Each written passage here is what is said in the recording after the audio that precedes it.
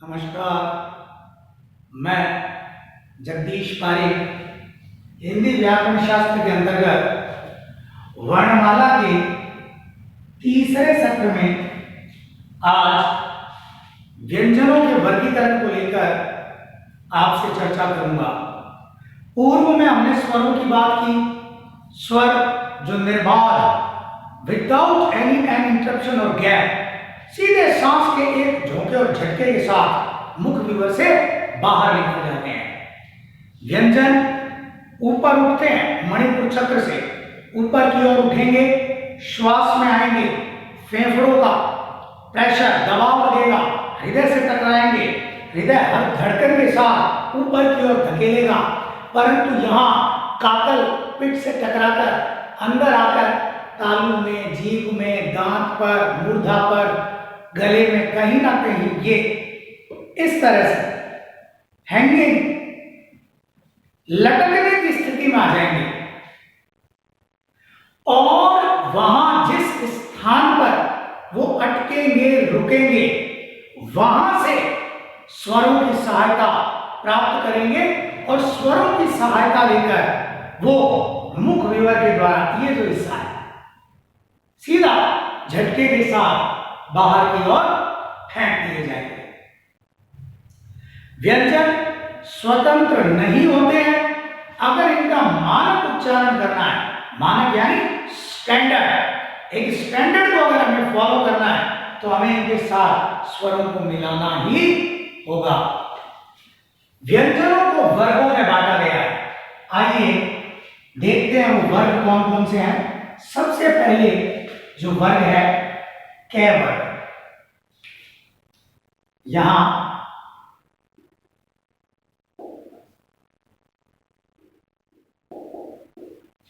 कै वर्ग और कै वर्ग में आएगा क, ख, ग, घ,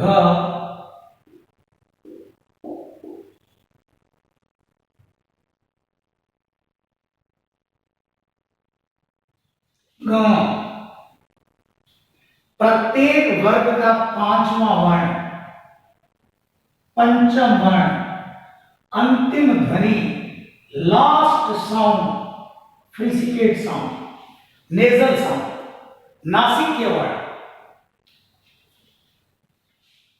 आप इसका उच्चारण हो सकता है क, ख, ग, घ, ड़। When I was in sixth, I also pronounced it क, ख, ग, घ, ड़। ड़ नहीं है। अगर ये ड़ है,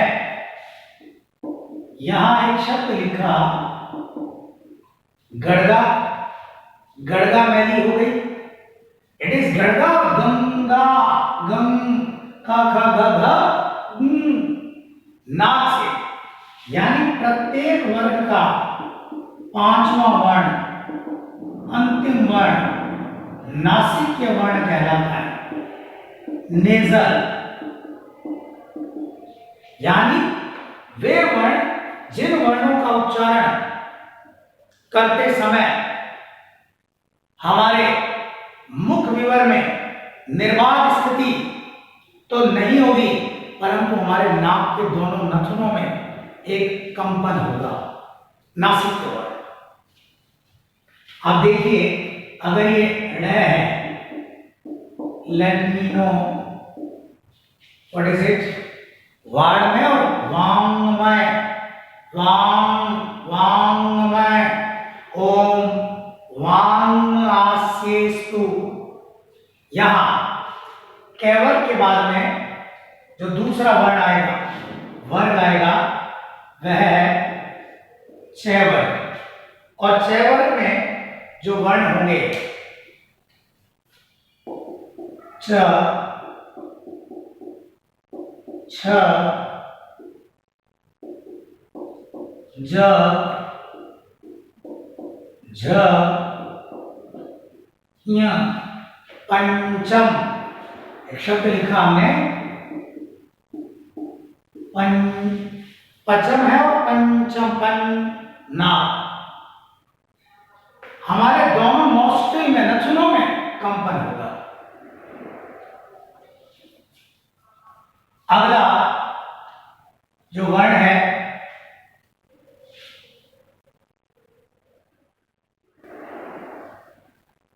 ट वर्ग। ट वर्ग में जो वर्ण आएंगे ट, ठ, ड, ढ, ण, ट, ठ, ड, ढ, ण, ट, ठ, ड, ढ, ण। अब देखिए एक शब्द लिखा रामायण, रामायण ना। अगला जो वर्ग है तय वर्ग, और तय वर्ग में होगा त,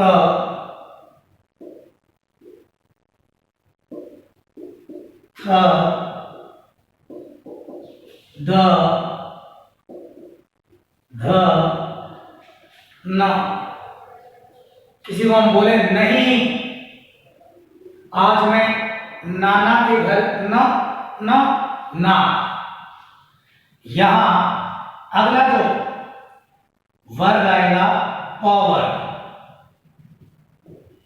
प वर्ग में जो वर्ण है प, फ, ब, भ, म। एक प्यारी सी मां है हमारी, मां, मां, मां तुम कहां हो मां, ना सकते। तो प्रत्येक वर्ग का पांचवा वर्ण, पंचम वर्ण, अंतिम वर्ण, लास्ट जो साउंड है, ध्वनि है, वो कैसी ध्वनि है? वो ध्वनि है नासिक्य ध्वनि, नेजल साउंड। यानी जिन वर्णों का उच्चारण करते समय हमारे नाक के दोनों नथुनों में कंपन होगा। व्हाट आर फर्स्ट फोर, ये पहले चार क्या है? इन पहले चार प्रकार के वर्णों को स्पर्श वर्ण। किस प्रकार का वर्ण? स्पर्श वर्ण। स्पर्श, या दूसरे शब्दों में स्पर्शाय। स्पर्श का होता है छूना।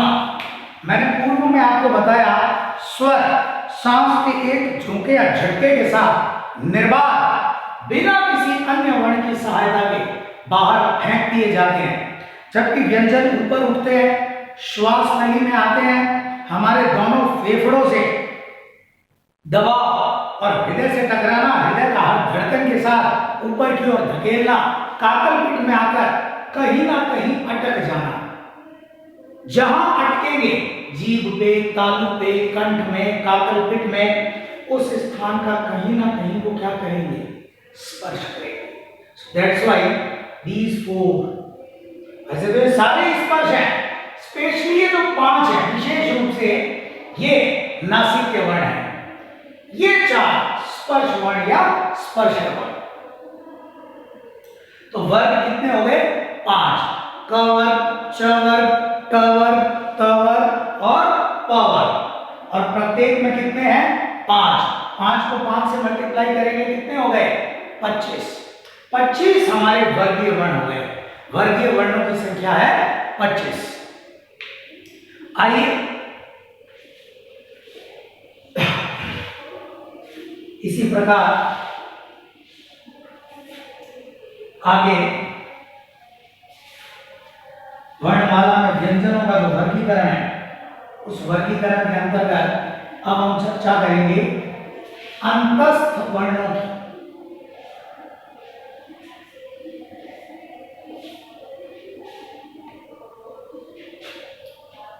जो वर्ण है अंतस्थ वर्ण,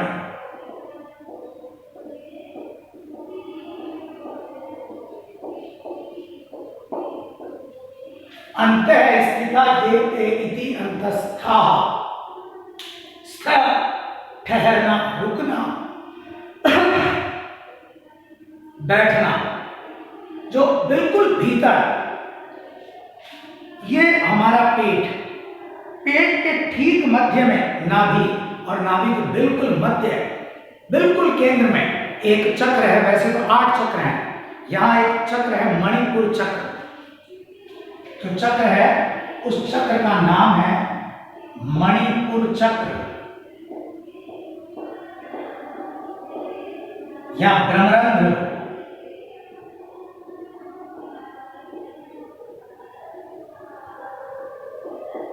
ये क्या है मैं आपको बता दूं, मानव की आत्मा, मनुष्य की आत्मा प्रेरणा देती है,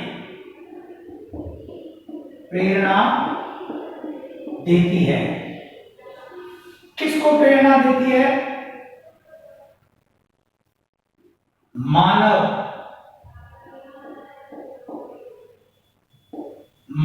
मन को, मानव मन को प्रेरणा देती है। और किस बात की प्रेरणा देती है? बोलने की। जैसे ही हमारा मन हमारी आत्मा से प्रेरणा प्राप्त करता है, इस मणिपुर चक्र में कंपन, रोलिंग स्टार्ट हो जाती है और ध्वनि, वर्ण, अक्षर तरंगों के माध्यम से ऊपर की ओर उठते हैं और ऊपर उठते हुए तरंगों के रूप में, फॉर एग्जाम्पल ये जो स्थिति है, ये किसी की रिपोर्ट आपने देखी होगी, है ना? ऑल इंडिया रेडियो पर एक आदमी समाचार बोल रहा है और किसी सुदूर गांव में, पर्वतीय प्रदेश में बैठा हो, कखग नाम का कोई व्यक्ति वो समाचार सुन पा रहा है। How? By the waves. Australia के अंदर एक मैच खेला जा रहा है क्रिकेट का, एक दिवसीय अंतरराष्ट्रीय क्रिकेट मैच, और किसी सुदूर स्थान पर बैठा, गांव में बैठा, देहात में, ढाणी में, नगर में बैठा कोई एक व्यक्ति कखग नाम वाला, वो उस मैच को देख पा रहा है। How it becomes possible? By the waves.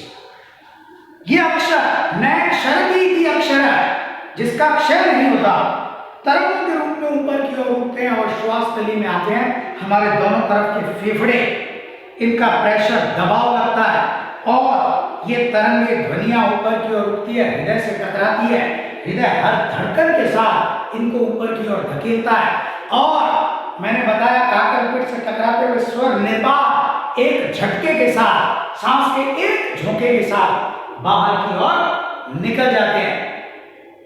जबकि व्यंजन ऊपर उठते हैं, प्रेशर व्यंजनों को भी लगता है, दबाव व्यंजन वर्णों को भी लगता है, परंतु ये दबाव इतना अधिक नहीं होता, इसलिए वो ऊपर तो उठते हैं लेकिन मुख विवर में आकर कहीं ना कहीं अटक जाते हैं।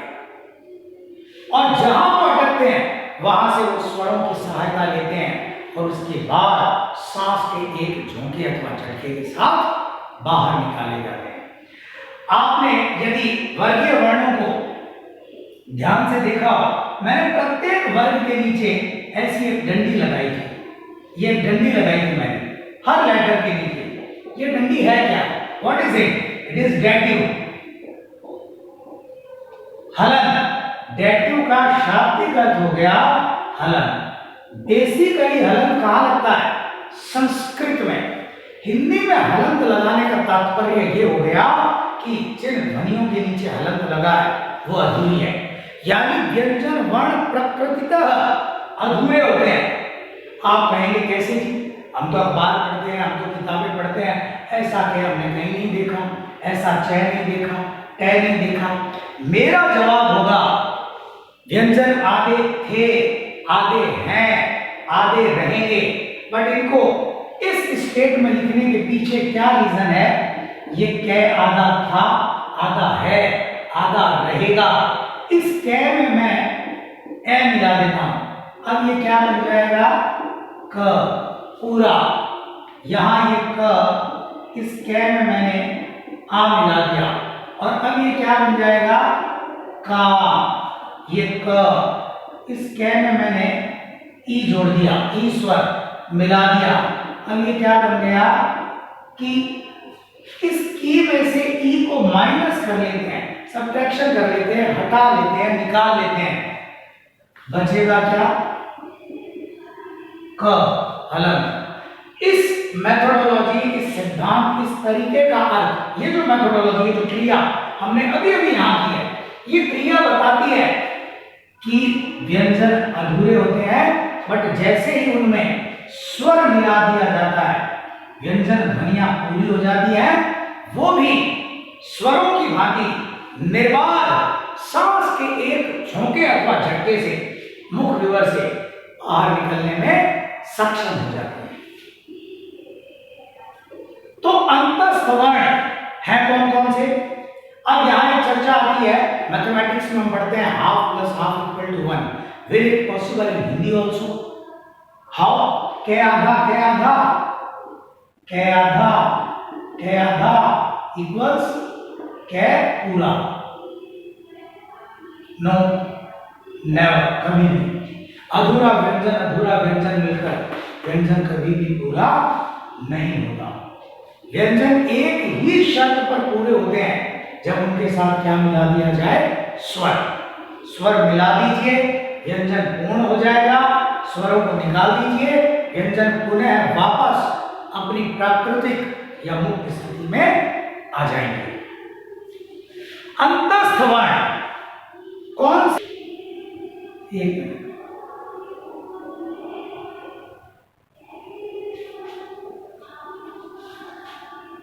अंतस्थ वर्ण वे वर्ण हैं जो बिल्कुल नाभि के केंद्र से, मध्य भाग से, वैसे तो सारी ध्वनियां यहां से निकलती हैं, कुछ ऊपर से, दाएं से, बाएं से, नीचे, ये बिल्कुल सेंटर केंद्र से अंतः स्थिता। और वो है कौन कौन से? य, र, ल, व। य, र, ल, व। आइए यहां एक नियम की हम चर्चा कर लेते हैं। कुछ बातें वर्णमाला को समझते समय आपको ध्यान में रखनी है, ध्यातव्य। य तथा व, य तथा व, ये क्या कहलाते हैं? अर्ध स्वर। अर्ध अर्थात आधा। क्यों कहलाते हैं ये अर्ध स्वर? स्वर पूरे हैं, व्यंजन अधूरे हैं। व्यंजन पूर्ण तब होते हैं जब उनके साथ स्वर मिला दिया जाता है। तो इनका उच्चारण करते समय जो सांस की स्पीड है, गति है, मात्रा है, या लगने वाला उच्चारण में जो समय स्वरों के मुकाबले तो कम होगा और व्यंजनों के मुकाबले अधिक होगा। इस कारण यह तथा वह को अर्ध स्वर, सेमी वावल कहते हैं। र, रे को लुंठित वर्ण कहा जाता है। लुंठित नाम से पता चल रहा है, ट्रायड, TRILLED, ट्रायड कॉन्सोनेंट। लुंठित क्यों कहते हैं? लुंठित रे का उच्चारण करने के दौरान, रे का उच्चारण करते समय जीव अंदर ही अंदर ड्रम की तरह राम, रमेश, ऋतु, रमेश, ये जो ट्रायलिटी है, that is the system of triality. So that's why ये कैसा वर्ण हो गया? It is a triad consonant, लुंठित वर्ण हो गया। ल, ल को पार्श्विक, लिटिल साउंड, पार्श्विक वर्ण कहते हैं। पार्श्विक वर्ण कहने से अभिप्राय क्या है? पार्श्व। ल का जब उच्चारण करेंगे तो जीवा अग्र, ऊपर वाले दांत और होंठ के बिल्कुल समीप से अग्र भाग को छूती हुई निकल जाएगी 45 डिग्री एंगल पर। अब देखिए, ला समझ में आ रहा है, लेकिन एक स्टैंडर्ड नहीं है उच्चारण का। और मैंने बोला ल, ल, लंबू, लंबाई, लट्टू, यहां पार्श्व, लिटिल। तो यह तथा वह अर्ध स्वर, र लुंठित वर्ण या ताड़न जात, दूसरे शब्दों में ताड़न जात, और ल पार्श्व। इसी प्रकार जो आगे वर्णों के भेद में वर्ण आएंगे, ऊष्म वर्ण। अगले जो वर्ण है वे सूक्ष्म वर्ण हैं, उनकी चर्चा हम आगामी वर्णमाला के सत्र में करेंगे। धन्यवाद।